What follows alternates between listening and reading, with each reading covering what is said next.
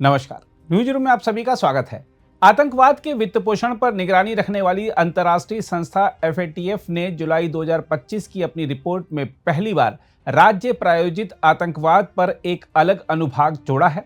यह न केवल FATF की रिपोर्टिंग में एक महत्वपूर्ण बदलाव है, बल्कि भारत की लंबे समय से चली आ रही उस चिंता को भी वैश्विक स्वीकृति देता है, जिसमें पाकिस्तान को आतंकवाद के वित्त पोषण का स्रोत बताया जाता है।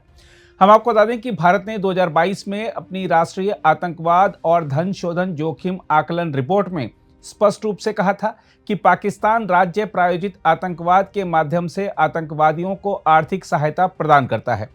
FATF की ताजा रिपोर्ट में भी इसी बात पर बल दिया गया है कि कुछ राष्ट्रीय सरकारें सीधे या अप्रत्यक्ष रूप से आतंकी संगठनों को वित्तीय सामग्री, प्रशिक्षण और लॉजिस्टिक सहयोग प्रदान करती हैं। रिपोर्ट में कहा गया है, प्रतिनिधिमंडलों ने इस प्रवृत्ति की जानकारी दी है, जिसमें कुछ संगठनों द्वारा आतंकवादी गतिविधियों में संलिप्त रहने के दौरान राज्य प्रायोजन का उपयोग या तो फंड जुटाने की तकनीक के रूप में या फिर वित्तीय प्रबंधन रणनीति का हिस्सा बनने के रूप में किया गया। FATF ने अपनी रिपोर्ट में कहा है कि कुछ राष्ट्रीय सरकारों द्वारा आतंकवादी संगठनों को वित्तीय व अन्य समर्थन दिया गया है और यह आज भी जारी है। देखा जाए तो यह कथन अंतर्राष्ट्रीय समुदाय के लिए एक चेतावनी है और भारत के लिए यह एक रणनीतिक और नैतिक विजय भी है।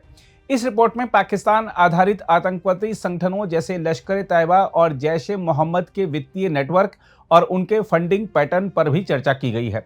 हम आपको बता दें कि यह वही संगठन हैं जो भारत में कई बड़े आतंकी हमलों जैसे पुलवामा, उरी और पठानकोट जैसे मामलों में शामिल रहे हैं। FATF की रिपोर्ट स्पष्ट करती है कि राज्य प्रायोजित आतंकवाद न केवल अंतर्राष्ट्रीय शांति और सुरक्षा के लिए खतरा है, बल्कि यह क्षेत्रीय आर्थिक और राजनीतिक स्थिरता को भी प्रभावित करता है। रिपोर्ट कहती है कि जब कोई देश आतंकवाद को सरकारी समर्थन देता है, तो वह केवल सीमा पार नहीं, बल्कि वैश्विक स्तर पर अस्थिरता को आमंत्रण देता है। दूसरी ओर FATF की यह मान्यता भारत को वैश्विक मंच पर अधिक नैतिक बल प्रदान करती है। यह रिपोर्ट संभावित रूप से पाकिस्तान को फिर से ग्रे लिस्ट या ब्लैक लिस्ट में डालने की पृष्ठभूमि तैयार कर सकती है, खासकर यदि आगे की जांचों में और सबूत मिलते हैं। साथ ही यह रिपोर्ट संयुक्त राष्ट्र और अन्य अंतर्राष्ट्रीय निकायों पर भी दबाव बनाएगी कि वे राज्य प्रायोजित आतंकवाद के खिलाफ अधिक कठोर रुख अपनाएं। बहरहाल FATF की इस ऐतिहासिक रिपोर्ट ने भारत के लंबे समय से रखे जा रहे उस रुख को अंतर्राष्ट्रीय मान्यता दे दी है, जिसमें पाकिस्तान को आतंकवाद के वित्त पोषण का एक संगठित स्रोत बताया गया था।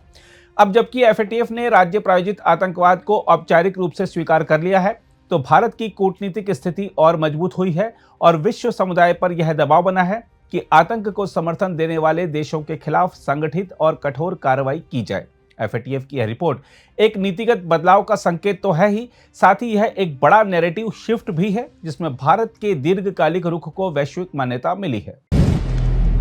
अगर आप भी लेना चाहते हैं देश दुनिया की तमाम जानकारी, तो आज ही सब्सक्राइब करें हमारे चैनल को।